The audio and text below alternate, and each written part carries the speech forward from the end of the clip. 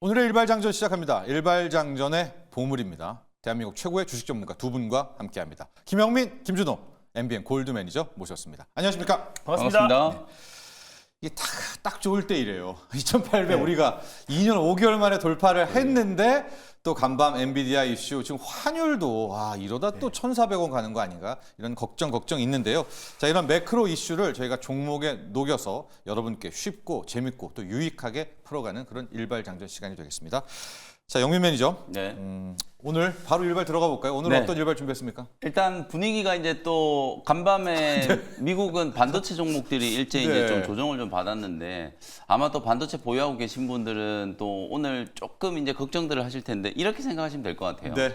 엔비디아와 아이들, 네. 엔비디아가 신고가 랠리를 칠 때 같이 따라갔던 기업들이 마이크론 테크놀로지, 그다음에 퀄컴, 네. 브로드컴 이런 기업들이었어요. 근데 그 기업들이 오늘 일제히 다 한 3에서 5% 정도 이제 다 빠졌고 반도체 장비 기업들도 이제 조정을 받았거든요. 근데 오늘 장중에 또 눈에 띄는 종목이 AMD였어요. 방금 말씀드렸던 이 종목들이 신고가 치는 동안에 AMD는 계속 빠지고 있었거든요. 근데 오늘 또 AMD는 장중에 거의 한 7, 8% 종가 기준으로는 한 4.5% 정도 상승 마감했거든요. 제가 무슨 말씀 드리는 거냐면 전 세계 이제 반도체 기업들에 이렇게 쭉 판을 깔아놓고 보면 결국 엔비디아가 그야말로 탑 오브 탑이잖아요. 완벽하죠. 대장주 역할을 했던 기업이기 때문에 오히려 이 종목이 쉬면은 그동안 또 못 갔던 종목들은 오히려 주목을 좀 받을 수 있다. 그 이제 대표적으로 삼성전자 아니겠습니까, 그죠? 오늘도 리포트 보니까 이제 레거시 쪽 이제 실적 이제 턴어라운드에 대한 이제 기대감 이런 얘기 나오면서 목표 주가도 12만 원짜리 이제 리포트가 나왔더라고요. 그래서 어쨌든 오늘 뭐 삼성전자가 또 좀 방어를 좀 해준다면 우리 국내 이제 반도체 기업들 흐름은 크게 나쁘지 않을 것 같고. 반면에 이제 미국은 이렇게 이제 반도체 종목들이 일제히 이제 차익 실현 물량들이 나오면서 조정을 좀 받으니까 튀어 올라가는 업종이 있어요. 이게 전형적인 이제 풍선 효과라고 보시면 되는데 제약바이오 업종이 또 튀어 올랐거든요. 미국은 길리어드 사이언스가 이제 8% 넘게 이제 급등을 했고 존슨앤존슨, 머크, 암젠 이런 기업들이 이제 일제히 상승을 하면서 그래요? 나스닥은 빠졌습니다만 다우지수는 오늘 0.8% 가까이 이제 예. 상승하고 끝났거든요. 이제 그런 흐름을 그대로 이제 또 투영을 좀 해보면 사실 어제 우리 또 제약바이오 기업들이 먼저 움직였잖아요. 에이프릴 바이오가 이제 상한가까지 이제 급등을 했고 리가켄 바이오 며칠 전에 저희가 또 상담해 드렸었잖아요. 리가켄 바이오나 이런 종목들이 또 강하게 좀 반등을 하면서 오히려 이제 반도체 쪽이 조금 숨고르기를 하게 되면 제약바이오 업종 쪽으로 강하게 이제 수급이 유입될 수 있는 가능성이 좀 있기 때문에 그런 측면을 이제 조금 대비를 해서 오늘 동아ST라는 종목을 소개를 좀 해드리도록 하겠습니다. 동아 ST요? 네. 바카스의 동아 ST? 맞습니다. 4월 달에 이제 또 한번 네. 소개를 해드렸던 종목이고 특히 이제 스케줄 상으로 봤을 때 오늘부터 미국은 또 미국 올랜도에서 6월 21일부터 24일까지 미국 이제 당뇨 학회가 이제 예정이 좀 되어 있어요. 그래서 이제 당뇨병 학회에 참가하는 기업들 중심으로 또 관심을 좀 가져야 된다라는 생각에서 동아 ST라는 종목을 소개를 조금 해드려 보도록 하겠습니다. 바카스 때문은 아니고 뭔가 있죠. 맞습니다. 네. 신약 개발, 특히 이제 비만 치료제 개발과 관련된 이제 모멘텀을 이제 주목을 좀 하는 거고요. 국내에서는 한미약품 그리고 이제 오늘 소개해드리는 동아 ST 그리고 펩트론, 뭐 대웅제약, 인벤티지랩, 현대약품 이런 기업들이 전부 이제 미국 당뇨병 학회에 이제 참가를 하게 되는데. 당뇨병 학회, 이름은 당뇨병 학회지만 사실은 비만 학회가 될 가능성이 굉장히 저는 높다라고 이제 보거든요. 연관이 있어요. 맞습니다. 또. 이제 어차피 이 GLP-1 유사체를 가지고 당뇨병 치료제를 이제 개발을 했고 그 당뇨병 치료제를 개발하는 과정에서 이제 비만을 치료하는 효과가 이제 입증이 좀 되면서 여러분들도 아시다시피 이제 위고비라든지 그다음에 이제 젯바운드 이제 이런 비만 치료제들이 정말 엄청난 이제 판매고를 올리면서 노보 노디스크, 일라이릴리 아직도 신고가 랠리예요. 이 두 종목도 오늘 뭐 약간 변동성이 좀 있긴 했었습니다만 여전히 신고가 랠리를 펼치고 있는 이 두 기업이 비만 치료제 시장을 거의 지금 장악했다 이렇게 이제 해도 과언이 아닐 정도인데 실제로 이제 후발 기업들 특히 국내에서는 한미약품이라든지 동아이스티 같은 이런 기업들이 자체적인 이제 파이프라인을 가지고 비만 치료제 이제 개발을 하고 있고 특히 이제 플랫폼과 관련해서는 펩트론 이런 종목들을 이제 좀 주목해 볼 필요가 있다. 최근에 제가 이제 암젠의 비만 치료제 마리타이드라고 하는 거 이제 소개를 좀 해드렸던 거 기억나실 텐데 임상이 이제 12주 이제 진행을 했는데 요건 이제 특징이 기존의 이제 위고비나 젯바운드 같은 경우에는 일주일 단위로 이제 SC 제형으로 이제 피하지방 주사를 만든 건데 지금 암젠 같은 경우에는 1개월 단위로 이제 피하 지방 주사를 맞는 걸로 이제 임상을 했더니 12주 만에 체중 감량 효과가 14.5%나 났다는 거거든요. 그래서 이제 이 제형 변경과 관련된 이제 이런 모멘텀들도 아마 요번 이제 당뇨병 학회에서 굉장히 이제 좀 주목을 좀 받을 가능성이 높다라고 보고요. 동아시티는 이제 좀 특징 중에 하나가 역시나 뭐 GLP-1 유사체를 가지고 비만 치료제를 개발을 하는데 자회사 이제 뉴로보 이제 그 파마슈티컬에서 DA1716이라고 하는 이제 희모 물질 같이 이제 지금 임상을 진행을 하고 있는데 요건 특징이 이제 GLP-1 유사체하고 또 글루카곤 수용체 요 두 가지 기전을 동시에 이제 작용하는 거. 소위 말해서 이제 인슐린 분비를 이제 촉진을 하고 또 뇌에는 사실 이제 식욕을 억제하는 이제 신호를 동시에 이제 보내면서 대사를 이제 활발하게 하면서 이제 체중을 감량시키는 효과거든요. 그러니까 기존의 비만 치료제들이 한 1년 정도 주사를 맞다가 약을 끊어버리면 요요 현상이 생겨버리는 이제 그런 이제 부작용들이 있었는데 이 DA1716 같은 경우에는 그런 부작용을 이제 현저히 조금 줄이면서 이중 기전으로 이제 작용하는 비만 치료제 전 세계에서는 지금 최초로 개발을 하고 있고요. 지난 2월 달에 미국 FDA에 임상 허가를 받아가지고 4월 달부터 이제 환자 투여가 이제 시작됐기 때문에 물론 지금 개발이 완료된 기업들보다는 뭐 출발은 좀 늦었다라고 볼 수 있습니다만 이제 부작용을 좀 극복할 수 있는 조금 특화된 장점을 이제 가지고 있는 파이프라인이다. 이렇게 이제 볼 수 있을 것 같아요. 전체적으로 봤을 때 우리나라 이제 기업들 중에서 한미약품은 지금 에페글랜다타이드라고 하는 역시 GLP-1 유사체라고 보시면 되거든요. 이건 한미약품이 이제 자체적으로 개발한 이제 이 후보 물질을 가지고 임상 3상을 지금 이미 진행을 하고 있어요. 가장 이제 앞서 있는 거라고 보시면 되고 방금 말씀드렸던 DA1726 같은 경우에는 임상 1상 이제 진입을 한 단계다. 이렇게 이제 보시면 될 것 같아요. 그다음에 이제 동아시티는 또 재료가 좀 많은 게 어저께 리가켄 바이오가 굉장히 좀 강하게 장중에 이제 좀 급등이 나오면서 박스권 상단을 이제 좀 뚫어내는 시도가 지금 나타나고 있잖아요. ADC와 관련된 이제 플랫폼 기업들도 주목을 이제 받기 시작했는데 동아시티 같은 경우에는 작년 12월 달에 ADC 연구개발 기업 앱티스라고 하는 기업을 또 인수를 해가지고 같이 이제 ADC 항체약물 접합 기술에 대한 부분들도 연구 개발을 이제 진행을 하고 있고 제가 이제 오히려 오늘 또 조금 더 주목해야 되는 부분은 요거예요. 어저께 에이프릴 바이오가 APB-R3, A1에 이어서 R3도 이제 6,500억 원대 이제 기술 이전 계약이 체결이 되면서 어저께 장 막판에 그냥 상한가까지 이제 급등을 했고 아마 오늘도 아주 강하게 이제 좀 갭상승 이제 출발을 할 거라고 보여지거든요. 이게 이제 R3 같은 경우에는 아토피 치료제라고 보시면 돼요. 미국에 지금 이 아토피 환자들이 800만 명이 넘는다라고 하거든요. 지금 임상 1상의 단계이긴 합니다만 이 아토피 치료제와 관련돼서 지금 대규모로 6,500원 정도 이제 500억 원 정도 규모로 기술 이전 계약이 이제 체결이 좀 된 거기 때문에 이쪽 방면에서도 또 좀 관심을 좀 갖지 않을까 이런 이제 생각에서 찾아보면 이제 스텔라라고 하는 이 자가 면역 질환의 일종인 이제 건선에 관련된 이제 치료제를 개발한 건데요. 이게 스텔라라의 바이오시밀러를 또 연구 개발하고 있는 기업이 바로 오늘 소개해드리는 동아이스티예요. 그래서 이제 작년 6월달에 유럽 EMA 그다음에 하반기 때 미국 FDA 이제 품목 허가를 요청을 해놓은 상태고 올해 지금 6월 7월달에 사실 실사가 이제 진행이 될 거거든요. 그러면 이제 유럽 쪽은 올해 하반기, 미국 쪽은 내년 상반기 정도 출시를 이제 앞두고 있는 상황이기 때문에 우리가 이제 좋아하는 그림, 요즘에 이제 알테오젠이라든지 삼천당제약 이런 기업들이 단순히 그냥 신약 개발한다라고 해서 올라가는 게 아니거든요. 개발의 거의 막바지 이제 상업화 단계까지 진입을 하다 보니까 과연 로열티가 얼마나 들어올 것인가, 매출이 얼마나 나올 것인가 이런 것들을 이제 따지기 시작했는데 말씀드린 이제 스텔라라의 바이오시밀러 역시도 올해 하반기와 내년 상반기 때부터 본격적인 이제 매출, 로열티가 이제 유입될 거기 때문에 연간 기준으로 봤을 때 이제 추정해야 하면 최소한 200억 원 정도의 규모의 로열티가 이제 꾸준하게 유입이 될 걸로 이제 기대가 좀 되고 있는 상황이기 때문에 그런 부분들도 좀 플러스 알파로 참고를 하시면 될 것 같습니다. 차트 보면서 이제 가격 전략 좀 설명 좀 드릴 텐데 주가는 지금 뭐 굉장히 많이 빠져 있는 상태예요. 3월 달에 이제 88,000원 이제 고점을 찍고 고점 대비 지금 30% 정도 이제 강하게 조정을 좀 받은 자리이기 때문에 뭐 위치는 굉장히 좀 부담 없는 말 그대로 이제 바닥권 공략을 할 수 있는 위치다. 이렇게 이제 보시면 될 것 같고요. 어제 종가 이제 63,000원 정도 근처 매수 가격 말씀드리고 1차 목표 가격은 75,000원 정도 이제 잡아보도록 하고요. 손절가는 조금 타이트하게 최근에 바닥이 거의 이제 6만 원 정도에서 만들어졌기 때문에 사실 이 자리가 지금 깨져버리면 바로 그냥 손절 매도를 해야 돼요. 이 지지가 안 된다라고 하면 하면 손절 매도를 해야 되기 때문에 좀 타이트하게 58,000원 정도를 리스크 관리 가격으로 말씀드릴 테니까 네. 목표가뿐만 아니라 손절가까지 좀 잘 참고하시면서 대응 전략을 세워보시면 되겠습니다. 그렇습니다. 어제 진짜 에이프릴 바이오, 우리가 에이프릴 바이오로 알고 있는 게 사파 플랫폼, 뭐 맞습니다. 반감기 이런 걸로 네. 알고 있는데 어제 20% 이상 밀어 올린 거는 그 아토피 뭐 네, 그거죠. 예, 맞습니다. 자가 면역 치료제. 그 LPB 일상인데. R3 이제 예. 요 파이프라인 자체를 이제 글로벌 이제 상권과 이제 유통과 관련된 모든 예. 권한을 이제 기술 이전을 한 거고요.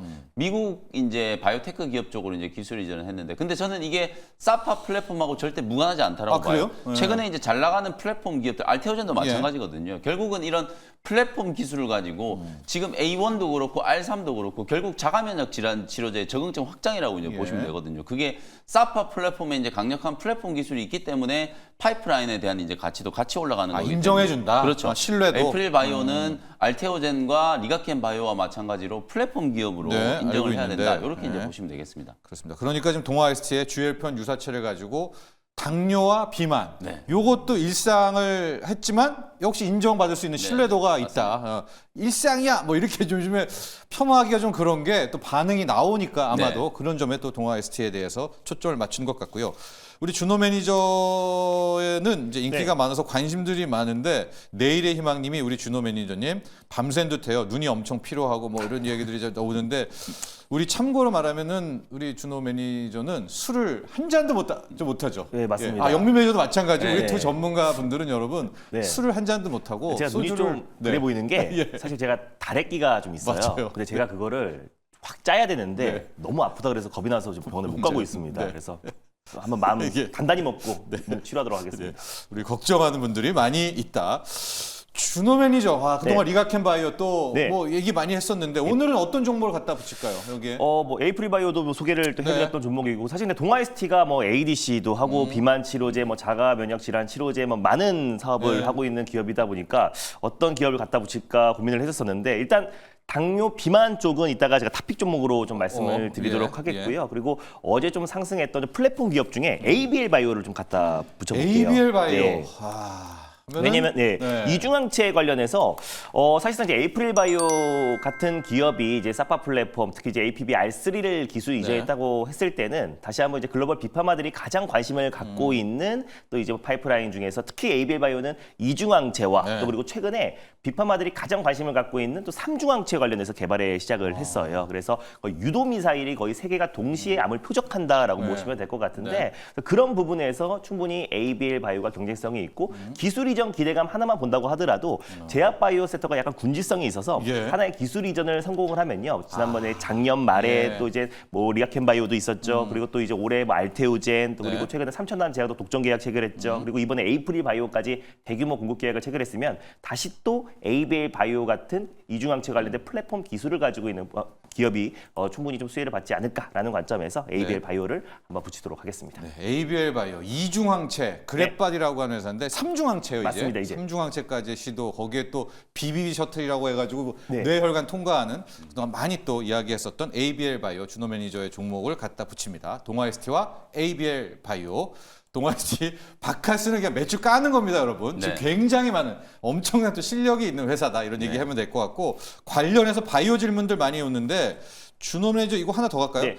HE님이 김준현 매니저님 큐리옥스 바이오 시스템즈 리뷰를 부탁드리는데요. 우리 흰님 김준현 매니저가 김호입니다. 김준현은 개그맨인 것 같아요. 네, 뭐 김준호도 물론 개그맨이지만 네. 두 분 다 개그맨이긴 한데 네. 김준호 매니저님입니다. 네. 큐리옥스 바이오 시스템. 네. 큐리옥스 바이오 시스템 오히려 저는 에이프릴 바이오의 상승과 간밤에 이제 뉴욕 증시에서도 네. 제약 바이오 종목들이 강하게 올라갔는데 오히려 엔비디아의 차익 매물이 나올수록 그 수급이 저는 충분히 제약 바이오 쪽으로 네. 넘어올 수 있다라고 보고 있어요. 근데 그 안에서 큐리옥스 바이오 시스템 같은 경우는 사실상 개별 이슈다라고 보시면 될 것 같고 다른 제약 바이오 종목들 전체적으로 시장이 굉장히 안 좋았었는데 사실 큐리옥스 바이오 시스템은 지금 굉장히 바닥권에서 박스피 흐름으로 네네. 안정적인 흐름이 나와주고 있습니다. 그래서 이번 달부터 이제 본격적으로 이제 미국에 출시를 하고요. 그 성과가 올해 하반기에 나온다. 그래서 세포 분석 공정 솔루션을 공급하고 있는 전 세계 유일한 기업이라고 말씀드렸고요. 그래서 고객사가 지금 글로벌 이제 빅파마 기업들 20개 쪽에 20개 중에 18곳에 공급을 하고 있어요. 근데 이제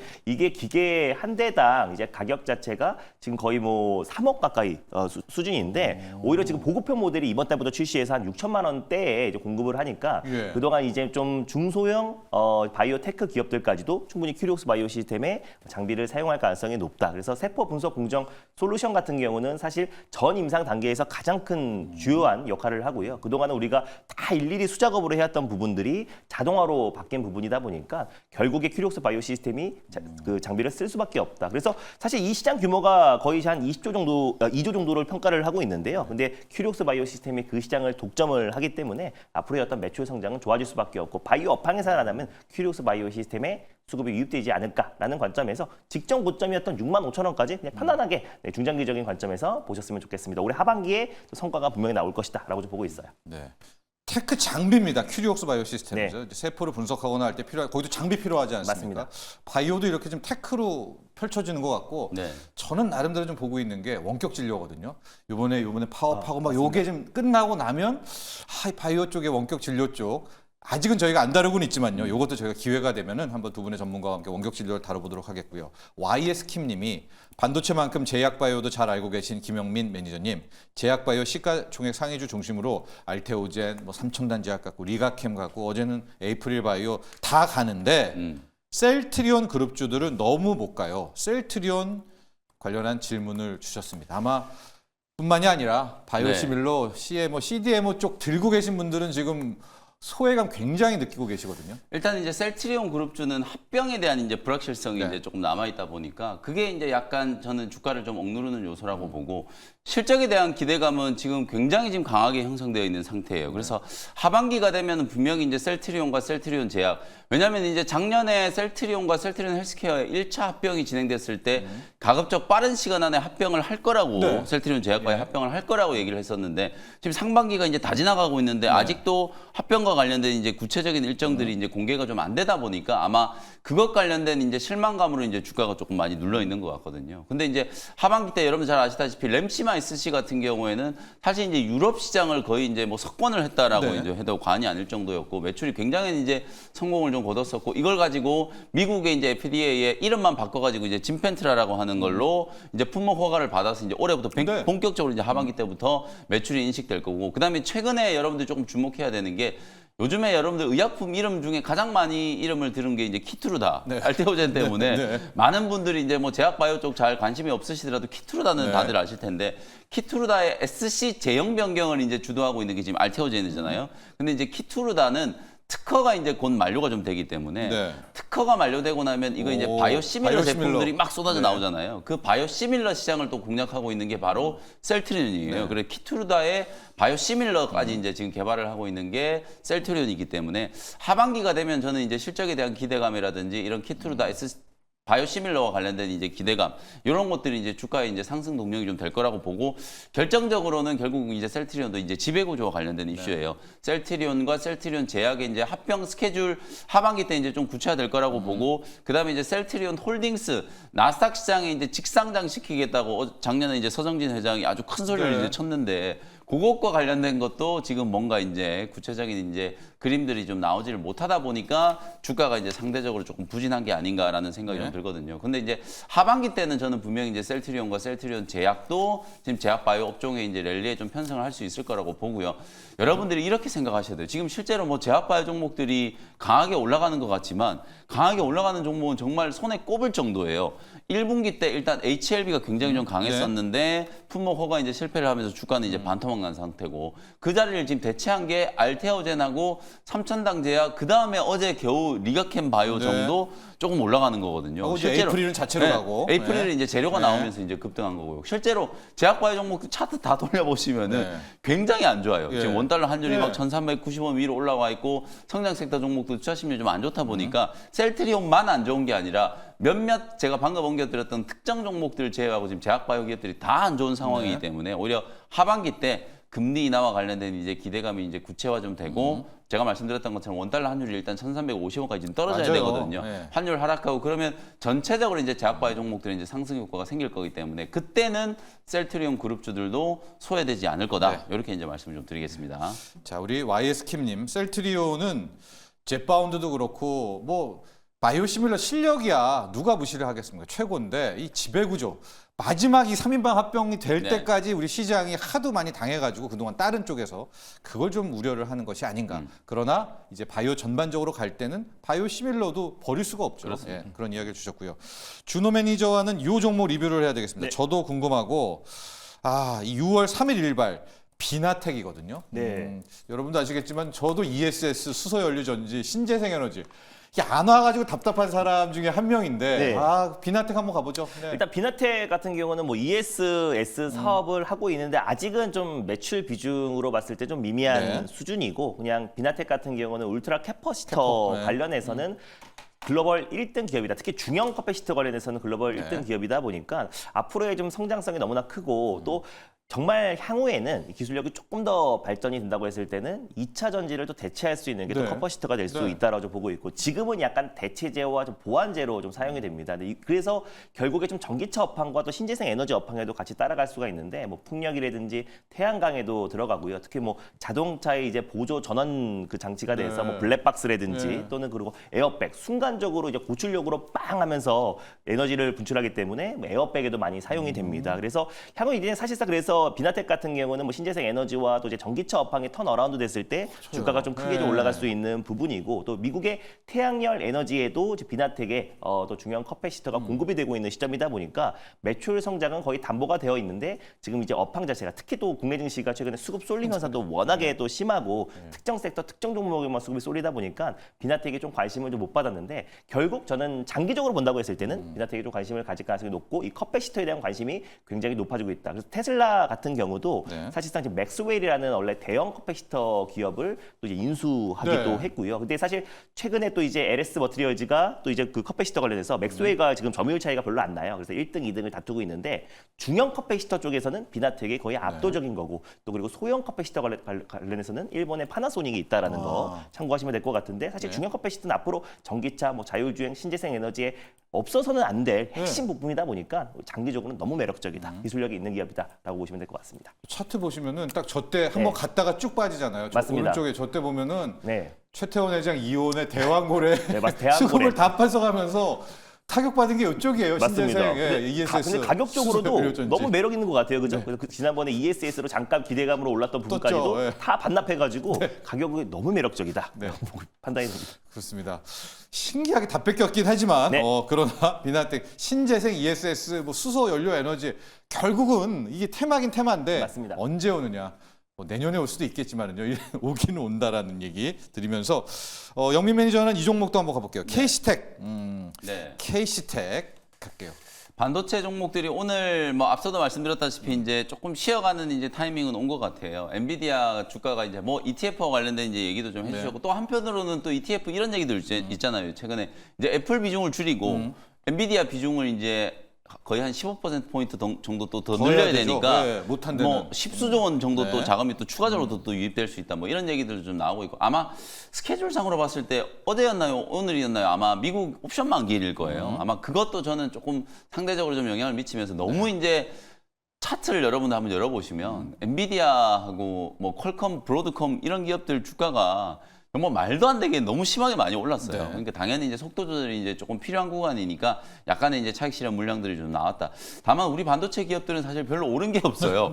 SK 하이닉스나 한미 반도체를 제외하고 나면 별로 오른 게 없기 때문에 다른 기업들 중에서 이제 후발주자로 좀 움직일 수 있는 종목들을 좀 주목을 해야 된다. 그 중에서 단연 지금 좀 눈에 띄는 종목이 세정 장비 쪽에 KC텍이다라고 생각하시면 될 것 같거든요. 어저께 정확하게 이제 목표가 딱 5만 원 이제 터치를 좀 하면서 사실 이제 6월 10일 날 이제 소개해드렸는데 뭐 시간 얼마 걸리지도 않았어요. 지금 일주일 조금 넘게 이제 걸렸는데 목표가 5만 원 이제 터치를 했기 때문에 이제 KC텍뿐만 아니라 이렇게 이제 세정 장비 쪽 모멘텀은 결국은 2분기 때 이제 7월 첫째 주 되면 이제 삼성전자가 잠정 실적 발표할 거잖아요. 실적 아마 깜짝 놀랄 정도로 삼성전자와 SK 하이닉스는 레거시 이제 D램 쪽 특히 낸드 쪽도 굉장히 좋아졌을 거고 아마도 이제 HBM 쪽도 삼성전자도 HBM3E 지금 공급을 못할 뿐이지 HBM2, 2E, HBM3는 또 글로벌 이제 반도체 기업들 쪽으로 이제 공급을 하고 있는 상황이기 때문에 HBM과 관련된 이제 매출 호조 이런 것들이 아마 삼성전자는 예상치를 훨씬 좀 웃도는 또 실적이 이제 발표가 좀 될 거라고 보거든요. 이제 이제 그런 측면에서 봤을 때 실적 시즌에 우리가 꼭 좀 주목해야 되는 장비 기업들은 저는 세정 장비 종목들이라고 네. 보거든요. 그래서 KC텍이라든지 코미코, 그다음에 이제 제우스 이런 종목들, 지금 KC텍 같은 경우에는 주가가 이제 전고점까지 올라왔습니다만 코미코도 아직 상승 여력이 좀 많이 남아 있어요. 오히려 이제 이번에 조정이 좀 들어온다면 여러분들이 잘 매수 기회로 활용해 보시면 될 것 같고, 제우스도 마찬가지예요. 지금 무상증자 이후에 지금 3대1 무증 이후에 주가가 옆으로 굉장히 오랫동안 지금 행보를 하고 있잖아요. 이렇게 행보를 하고 있는 기간이 나중에 한두 달 지나고 나서 보면 그때가 분명히 기회였는데 이런 생각이 좀 들 테니까요. 오히려 이제 조정을 이용해서 좀 매수하는 종목으로 KC텍뿐만 아니라 제우스, 코미코 이런 종목들을 참고해 보시면 될 것 같습니다. 그렇습니다. KC텍이 이제 웨이퍼 단계입니다. 웨이퍼를 연마하고 네. 그것을 잘 평탄하게 만들고 이제 그런 것들, CMP 장비 뭐 이런 것들 잘하는 건데, 영민 매니저는 지속적으로 얘기하는 게 결국 레거시 반도체도 온다. 네. 그러니까 D램 랜드도 또 오고 ESS, SSD까지 오니까 이쪽의 훈풍을 또 한번 대기를 해보자. 반도체 두 번째 레벨업 그런 이슈로 접근하시면 될 것 같고요. 준호 매니저 리뷰를 요거 하고 일발 가볼까요? 일진전기 가볼까요? 일진전기 빠질 듯 안 빠지고, 그러나 또 맞습니다. 시세는 안 나오고 네. 얘를 어떻게 해야 되나? 다른 그래도 전력 전선 관련 종목들 중에서는, 대비해서는 그래도 시장 대비 굉장히 견고했다. 네. 왜냐하면 일진전기는 또 이제 스마트 그리드 사업을 하고 있잖아요. ESS와. 네. 근데 이번에 또 이제 역대 최대 어떤 폭염에 대한 또 우려감이 또 커지고 있고, 블랙아웃에 대한 우려가 커지면 커질수록 일진전기의 어떤 스마트 그리드, 사실 작년도 재작년도 매년 역대급 폭염을 예고를 했었었는데요. 그때마다 가장 강하게 올라갔던 게 스마트 그리드, 그리고 최근에 또 AI 전력에 돌고 돌아서 즉 갖고 있는 전기라도 100% 활용하자라는 어떤 시각이 더욱더 커지고 있는 시점이다 보니까 또 이제 스마트 그리드와 ESS 기술력에 대한 가치는 더욱더 부각될 수 있고, 또 일진전기는 세계에서 거의 최초로 또 이제 전선과 변압기를 동시에 생산하고 있는 기업이고요. 또 유증을 통해서 2026년까지 증설을 앞두고 있기 때문에 실적에 대한 성장성이 충분히 높은 기업이고, 그래서 업계 지금 4위인데 업계 3위까지 내년 또 내후년에 충분히 역전 가능하다라는 관점에서 일진전기가 현 시점에서 매력적이고요. 직전 고점도 충분히 돌파하지 않을까 좀 보고 있습니다. 네, 일진전기야말로 이제 전력 인프라 중에서는 네, 맞습니다. 좀 그래도 다 갖춘 것 같아요. 송매전에 변압기에 또 맞습니다. 그리드까지 전력, 네. 갖춰서 짱짱하게 버티고 있어서, 아예 준호 매니저, 일진전기가 꺾이면 이제 이게 전력 인프라의 끝이다. 이렇게 좀 우리가 접근하면 어떨까요? 저는 근데 쉽게 꺾이진 꺾이지는 않겠지만, 않을 것 같아요. 대장주를. 근데 만약에 대장주는 사실 LS 일렉트릭이라든지 뭐 HD 현대 일렉트릭이 네. 사실 대장주라고 보고 있는데, 저는 일진전기만의 매력이 있다고 봐요. 그렇죠. 또 그리고 LS 일렉트릭과 또 일진전기 같은 경우는 북미 매출도 굉장히 큰 기업이다 보니까 최근에 지금 북미 같은 경우는 또 변압기 같은 경우가 이제 노후 교체 주기도 지금 같이 얽혀 있는 상태다 보니까 일진전기가 벌써 지금 해외 매출 누적 그만 1조 8천억이 넘어갑니다. 그래서 일진전기가 또 이제 미국 향 매출이 계속해서 늘어나고 있는 시점이고, LS 일렉트릭과 일진전기가 중간중간에 차익 매물은 충분히 나올 수 있다고 하더라도 가장 먼저 회복하고 다시 한번 시세가 분출됐을 때는 LS 일렉트릭, HD 현대 일렉트릭 그리고 일진전기가 되지 않을까 좀 보고 있습니다. 세종무에서 일진전기에 개인 투자자들이 또 가장 팬들도 많고 네. 몰려 있다고 합니다. 일진전기에 대한 분석까지 했었고요. 우리 공전저루님이, 저는 다른 방송을 보다가도요, 이 시간대에는 무조건 챙겨봅니다. 그래야 오늘 시황을 알게 되더라고요. 너무나 스마트한 두 분의 매니저님 항상 감사합니다. 우리 공전저루님 감사합니다. 네, 감사합니다. 네, 다른 감사하고요. 시간대도 매일경제 TV를 시청하시면 더 좋으실 것 같습니다. 네, 한번 오시고 쭉 가시면은 더 감사하겠고요. 이 이슈를 갈게요. 가야 될 것 같아요. 우리 오창성 님이 그 모두가 궁금해하는 그 질문 주셨어요. 엔비디아가 오늘이 조정 시작일까요? 아마 이 얘기들 오늘 하루 종일 할 것 같고 주말에도 할 것 같고요. 이제 금요일장 보고 나서 두 분 모두에게 물어보도록 하겠습니다. 엔비디아 조정의 시작이냐? 여기서 말하는 조정은 우리가 일단 한 15% 갈까요? 네. 마이너스 15% 갈게요. 15%. 아마도 이제 조정의 시작이다 이렇게 이제 생각하시는 분들은 엔비디아를 안 갖고 계신 분들이 네. 이제 대부분이실 거고, 엔비디아가 이제 추세 차트를 보시면 올해 이제 연초에 이제 뭐 액면 분할을 했으니까요. 액면 분할 이후에 이제 가격을 기준으로 봤을 때 연초에 이제 한 47달러, 50달러 정도 하던 게 지금 대략 한 6개월 만에 140달러까지 올라왔으니까 네. 뭐 조금 반올림해서 이제 거의 한 3배 가까이 3배. 이제 오른 거라고 이제 보시면 될 것 같거든요. 근데 이제 중간중간에 엔비디아가 분명히 이제 주가 조정이 있었어요. 이제 반도체 업황, AI 이제 반도체에 대한 이제 뭐 피크아웃 우려, 뭐 여러 가지 이제 논란들이 이제 제기가 좀 됐었고, 특히 이제 1분기 때 실적 시즌일 때 TSMC하고 뭐 몇몇 기업들 실적 발표하고 나니까 뭐 숫자가 조금 줄었다, 컨센이 이제 조금 조정됐다 이런 얘기 나올 때 또 장중에 한 10% 급락하기도 했었잖아요. 그게 이제 딱 2달 전에 이제 일이었었거든요. 그때 이제 엔비디아 이제 종가가 76달러고 오늘 이제 최고가가 140달러니까 반올림하면 2배 올랐어요. 네. 요때 우리가 이제 그때 철진 MC께서 AI 대전에 이제 참전을 해야 되느냐, 네, 말까? 아니면 다른 쪽으로 옮겨야 네. 되느냐 그런 말씀 이제 해주셨을 생생히 때, 기억나요. 네, 네. AI 대전 지금이라도 참전하시라. 네. 그때부터 이제 지금 100%가 올라간 거예요. 그러니까 엔비디아는 결국 이제 글로벌 AI 시장을 주도하는 기업이고. 사실 이제 이런 역사적인 제가 사건이라고 며칠 전에 이제 평가를 좀 해드렸었잖아요. 이제 뭔가 이제 완성 제품을 만드는 기업이 아니라 산업의 이제 기초자산이라고 할 수 있는 반도체를 만드는 기업이 시가총액 이제 1등이 됐다. 이게 굉장히 좀 역사적인 사실이고, 다만 주가라는 거는 아무리 좋은 내용들이 많아도 한도 끝도 없이 올라갈 수는 없는 거예요. 다음 주에 이제 마이크론 테크놀로지 실적 발표가 있거든요. 그게 이제 저는 좀 분수령이 좀 될 거라고 보고, 그 전까지는 이제 약간의 좀 차익 실현 물량들이 어느 정도 좀 나올 수 있다. 다만 이제 말씀드렸던 것처럼 고점 대비 뭐 15%까지 이제 조정이 들어올 것 같지는 않고요. 이제 엔비디아 기준으로 봤을 때 가격적으로 보면 한 그죠. 125달러 정도 수준, 그 정도까지 오면 다시 한번 또 진입할 수 있는 기회다. 저는 그렇게 보거든요. 네. 뭐 ETF나 이런 걸 이제 다 떠나서 결국 실적에 대한 이제 가치고요. 재료. 당장 대체할 수 있는 기업이 없다는 게 저는 이제 엔비디아 주가의 하방 경직성을 만들어주는 굉장히 좀 중요한 포인트라고 보거든요. AMD라든지 뭐 경쟁 기업들이 있다라고 하더라도 지금 당장 엔비디아의 역할을 이제 대체할 수 있는 기업이 거의 없다라고 해도 과언이 아닐 정도이기 때문에 125달러 정도 수준까지 이제 조정 들어오면 그때가 또 없는 분들은 저로의 또 매수 기회다. 네. 이렇게 생각하시면 되겠습니다. 125달러 이게 진입 기준, 네. 가격 기준 얘기를 했었고요. 아마 우리 오창성님의 질문을 저도 아침에 여러 이런 질문을 유사하게 받고, 특히 이제 제가 봤던 글 중에 하나는 간밤에 AMD가 네. 4% 넘게 급등을 하면서 이제 뭔가 있나? AMD가 드디어 하나 들고 나오나? 이제 이런 거 이야기도 이제 참 많아요. 근데 확실한 거는 역시 두 가지인 것 같아요. 엔비디아를 들고 계신 분들은 네. 믿음, 아닌 분들은 빨리 좀 내려와라. 준호 매니저, 엔비디아. 저는 엔비디아의 어떤 이제 지위는 아무리 못해도 내년까지는 좀 이어질 수 있다고 봐요. 내년까지 이어진다고 하더라도 주가가 계속해서 상승 흐름이 나온다기보다는 지금 이 구간에서 변동성은 충분히 있을 수 있겠지만 계속 유지할 가능성이 높다고 보고 있습니다. 뭐 지금까지 뭐 엔비디아를 대체할 수 있는 또 이제 AI 반도체 기업이 현재 나타나지 않은 상태고, 뭐 AMD가 약간의 좀 반사이익으로 어제 좀 반등이 나와주긴 했지만은 엔비디아의 어떤 아성을 바로 넘기기에는 쉽지가 않을 것이다라고 보고 있습니다. 다만 최근에 이제 엔비디아가 뭐 오늘 이유 없이 조정이 나와줬다고 하는데요. 그동안 좀 기세로 이유 없이 올랐던 적도 굉장히 많았어요. 네. 특히 10분의 1 이제 액면 분할을 하고 나서 특히 이제 우리나라의 어떤 서학 개미 분들이 또 이제 2조 거의 거의 보름 만에 거의 지금 2조 5천억 정도 이상을 매수를 했다고 합니다. 그래서 그에 따른 어떤 자본 유출도 좀 심각했다라고 보고 있는데, 아무튼 이제 최근에 기대감으로 또 그리고 이제 액분에 대한 어떤 이제 그 상대적인 어떤 가격이 좀 저렴해졌다는 어떤 의미로 많이 매수가 유입됐기 때문에 약간의 뭐 차익 실현은 좀 불가피하다라고 보고 있고, 근데 오히려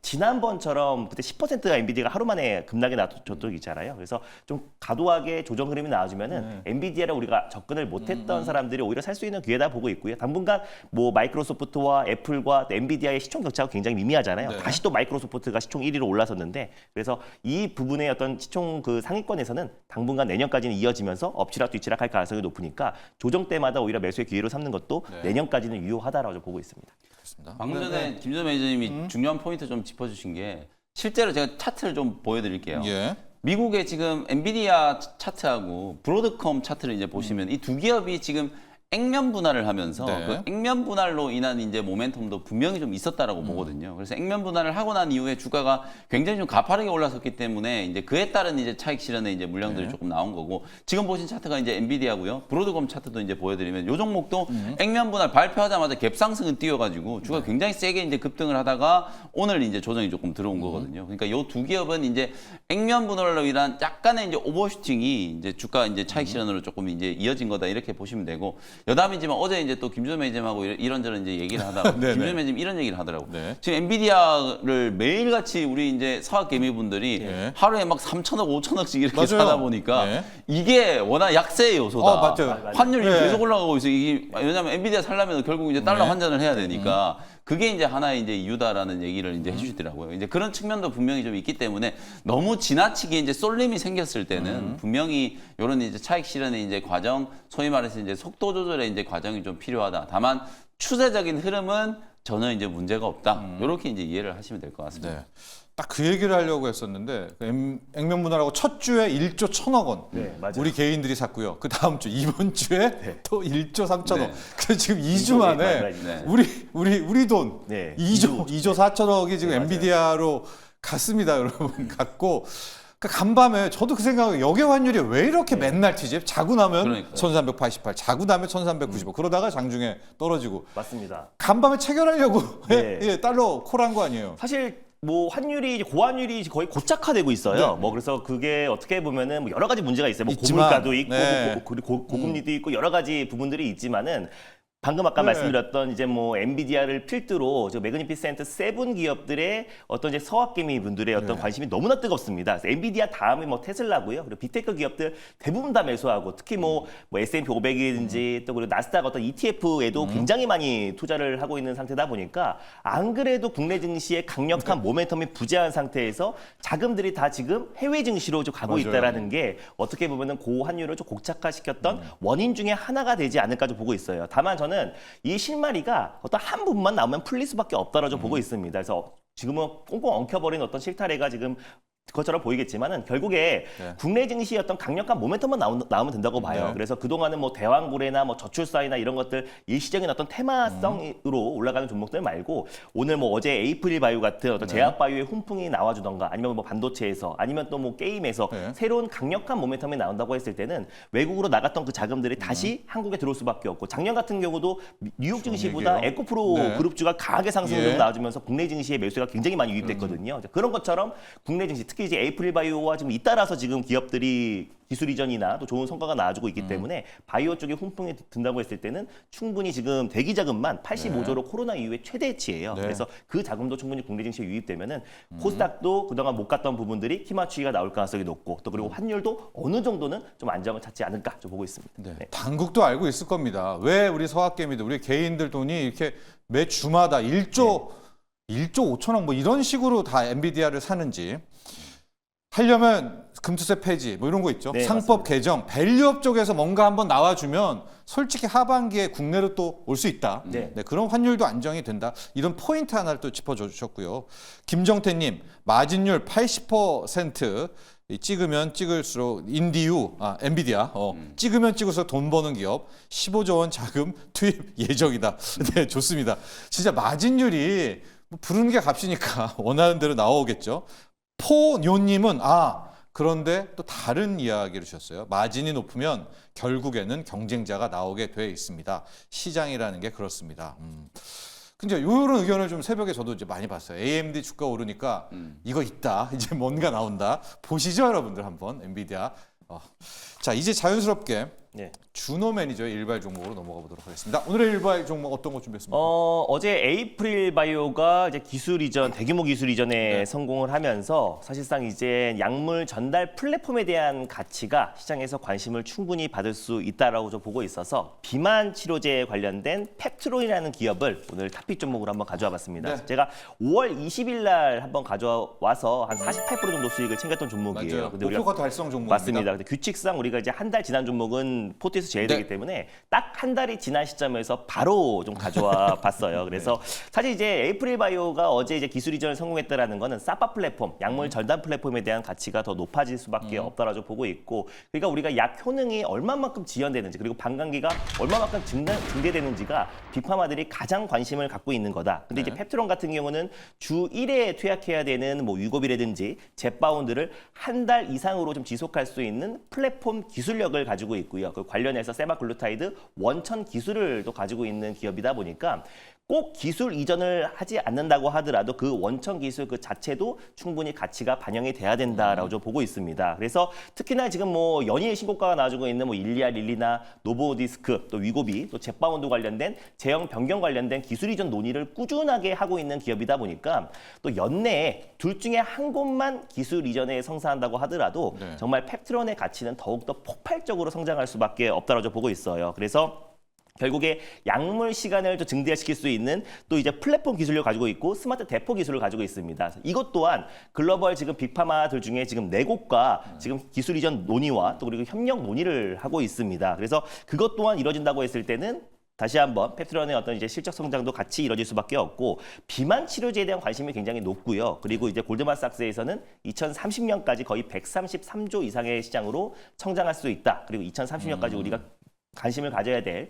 후보 물질 중에 하나는 바로 비만 치료제다라고 언급했고요. 올해가 어떻게 보면 원년이 될 수 있는 게 뭐 로슈라든지 또 이제 암젠 또 아스트라제네카도 참전을 하면서 올해 이제 비만 치료제 시장의 어떤 그 경쟁이 굉장히 과열이에요. 그래서 관련된 이제 후보 물질만 거의 232개가 지금 임상을 진행하고 있는 단계이기도 하고요. 야, 네. 그 중에서 암젠이 최근에 지금 1개월 제형 마리타이드가 성공적으로 지금 이제 체중을 감소했던 효능이 나와주면서 제가 지난번에도 말씀드렸지만 위고비 그 노보디스코와 또 일리아 릴리의 발등에 불이 떨어졌다. 그러니까 결국 펩트론과 기술 이전 가능성이 굉장히 높아지고 약물 전달 플랫폼 기술력을 가지고 있는 기업들의 기업 가치는 더 올라갈 수밖에 없다는 전제에서 충분하게 상승 흐름 나왔다가 최근에 약간의 좀 시장 여파로 기술적인 하락이 나와졌는데 다시 한번 2차 시세가 강하게 좀 분출될 가능성이 높고 GLP-1 치료제에 대한 관심이 더욱더 뜨거워지고 있는 상황에서 펩트론을 오늘 탑픽으로 한번 가져와 봤습니다. 네, 펩트론, 사파 플랫폼 거의 이제 외워두셔야 되죠. 반감기를 늘려가지고 네.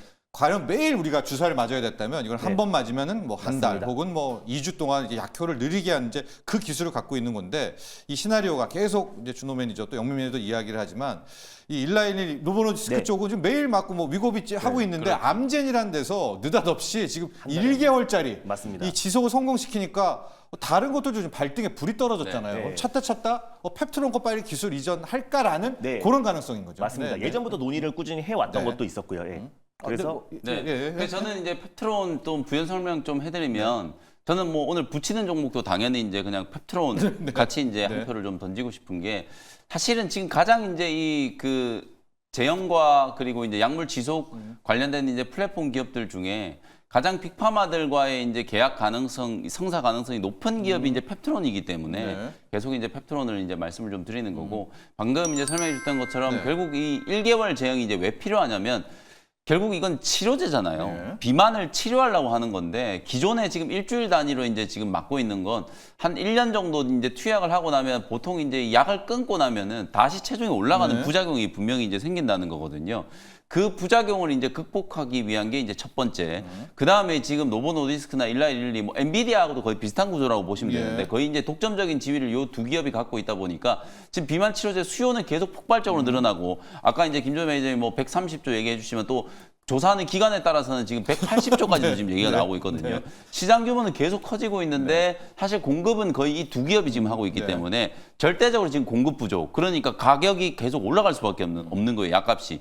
그런 이제 부작용도 어느 정도 해소하기 위해서는 1개월 제형이 이제 필요하기 때문에 당연히 이제 펩트론은 조만간에 좀 좋은 어떤 거래 딜이 성사가 좀 되지 않을까 그런 기대감이 이제 남아 있기 때문에 당연히 이제 비만 치료제 쪽에서는 탑픽 기업으로 펩트론을 꼽을 수밖에 없다 이렇게 말씀드리겠습니다. 이 암젠 1개월짜리 제형을 지금 임상 일상 성공했으니까 다른 쪽도 발등에 불이 떨어졌습니다. 맞습니다. 제발 그들이 펩트론으로 좀 와주기를 좀 하면서 가격 전략까지 함께 좀 이야기할게요. 국내에서는 뭐 펩트론이 이제 기술 이전 가능성이 연내에 가장 높은 기업 중에 이제 하나고요. 전 둘 중에 하나만 돼도 대박이다라고 좀 보고 있습니다. 그래서 펩트론 가격 전략은 일단 매수가는 38,000원을 좀 잡고 대응해 보도록 하겠고요. 목표가는 5만 원을 한번 설정해 보겠고 손절 라인 때는 32,200원 말씀드려 보도록 하겠습니다. 네, 펩트론 일발이었었고요.